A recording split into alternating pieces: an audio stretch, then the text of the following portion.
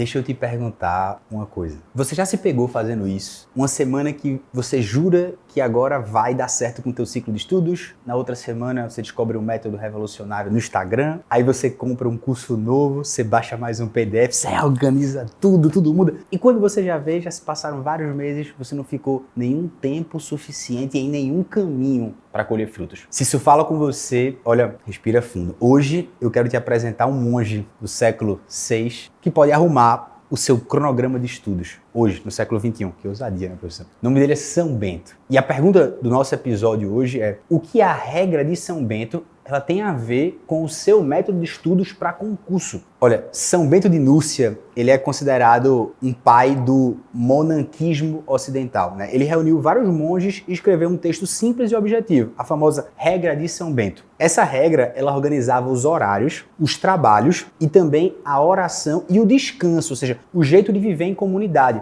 E não era um livro de teorias, era como se fosse um manual de como você viver um dia depois do outro, certo? Com equilíbrio entre oração e trabalho. O famoso lema, ora et labora, reza e trabalha. Repara, São Bento, ele não escreveu uma regra para momentos de motivação. Ele escreveu uma regra para os dias comuns, para quando o monge acordava cansado, com preguiça, com dúvida, e aí é que entra você, concurseiro. Você não precisa de mais um PDF maravilhoso. Talvez você precise primeiro de uma regra, de um método, de um cronograma ao qual você vai obedecer. Logo no início da regra, São Bento fala com o discípulo assim, em resumo, tá? Ele fala assim, olha, escuta com atenção a instrução do mestre e inclina o teu ouvido do teu coração para que pela labuta da obediência você volte para Deus, de quem você se afastou pela desobediência. Traduzindo aqui para o mundo dos concursos, não basta ter um cronograma bonito do Notion, com seu de bonitinho. O que você precisa é aprender a obedecer aquilo que você mesmo decidiu quando você estava sóbrio, quando você estava lúcido, e não ao seu humor de hoje. Obediência ao método é isso. Ontem você planejou, hoje você obedece ao plano, mesmo sem vontade. Amanhã você colhe o fruto da constância. A regra de São Bento não é sobre controle, é sobre liberdade. Liberdade de não ficar refém da sua oscilação emocional, da sua ansiedade e do seu perfeccionismo. Imagina um monge que a cada semana ele muda de mosteiro.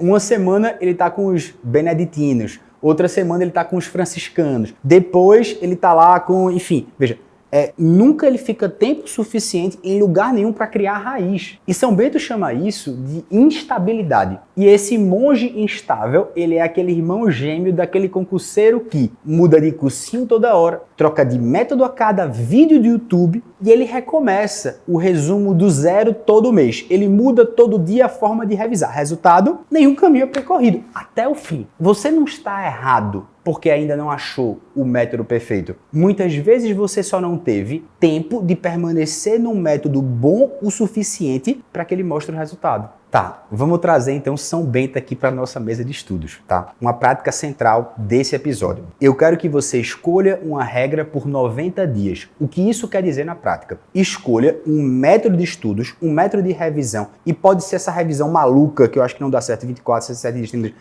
Pode ser ciclos de matérias, pode ser um plano diário fixo, mas detalhe essa regra em um cronograma simples. Um horário de acordar, um horário de oração, um horário de silêncio, blocos de estudo, o momento que você vai almoçar, o momento que você vai fazer uma atividade breve física, uma revisão, enfim, faça um pacto beneditino com você mesmo. Pelos próximos 90 dias, você não rediscute esta regra todo dia. Você ajusta detalhes, mas você não rasga tudo por causa de uma semana ruim. É como no mosteiro. O monge, ele não levanta no meio das laudes para dizer, hoje eu não estou rendendo. Vamos trocar o horário da oração. Ele permanece. E é essa permanência que forma o coração dele. E aqui onde entra o famoso ora et labora no seu dia de concurseiro. Trabalha e reza. No mundo beneditino, o dia é tecido em 3 fios: oração, trabalho e descanso. No seu caso, isso pode virar a oração e também ter um silêncio interior de 5 a 10 minutos antes de começar a estudar. Pode ser um salmo, um trecho do evangelho, uma oração simples, até um louvor mesmo. O trabalho,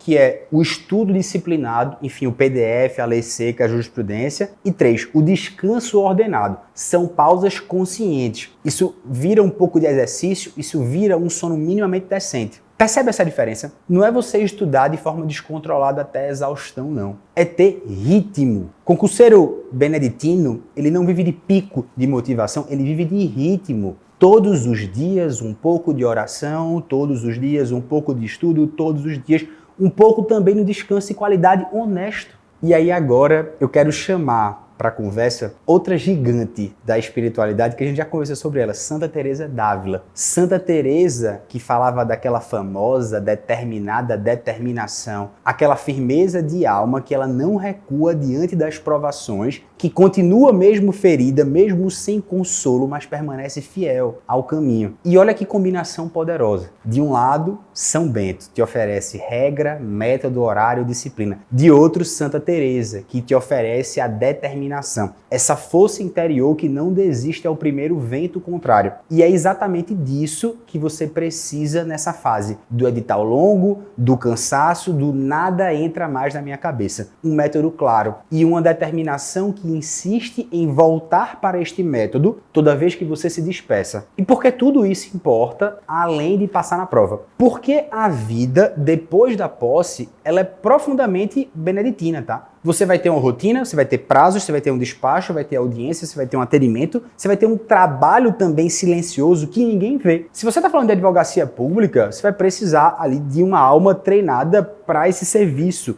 discreto, para essa fidelidade diária a um monte de tarefas que não te dão um status, mas que também sustentam políticas públicas, que fazem o principal na vida das pessoas concretas. Você está falando da magistratura, velho, tu vai precisar de uma alma educada, para ritmo, para equilíbrio, para constância, porque você vai julgar, você vai ouvir partes, você vai ter que decidir causas que talvez você nunca saiba até se está certo. O que São Bento está te ensinando agora, na tua mesa de estudos, é a mesma coisa que você vai precisar depois da posse. Fidelidade à regra, mesmo quando ninguém estiver vendo. Olha, deixa eu recapitular aqui para esses 2 minutos finais ficarem bem gravados na tua memória. Primeiro, São Bento, ele te ensina a não ser escravo da oscilação emocional. Você escolhe uma regra de estudos, um método e se compromete com ele por pelo menos 90 dias. E aí você tem uma frase dele para anotar na mesa, velho. Hoje eu vou obedecer ao meu cronograma e não ao meu humor. Segundo, o lema ora et labora, ele vira esqueleto do teu dia. Um pouco de oração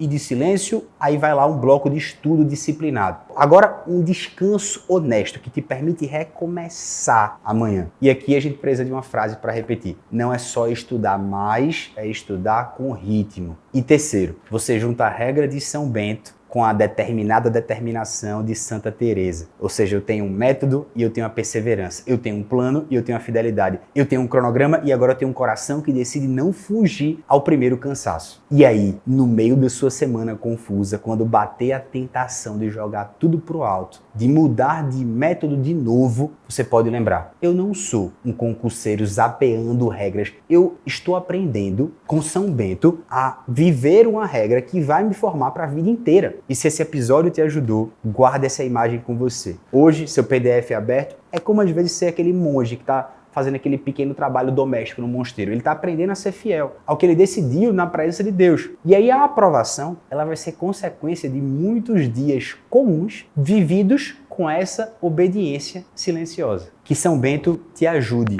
a encontrar e obedecer a sua regra. E a gente se vê no próximo episódio.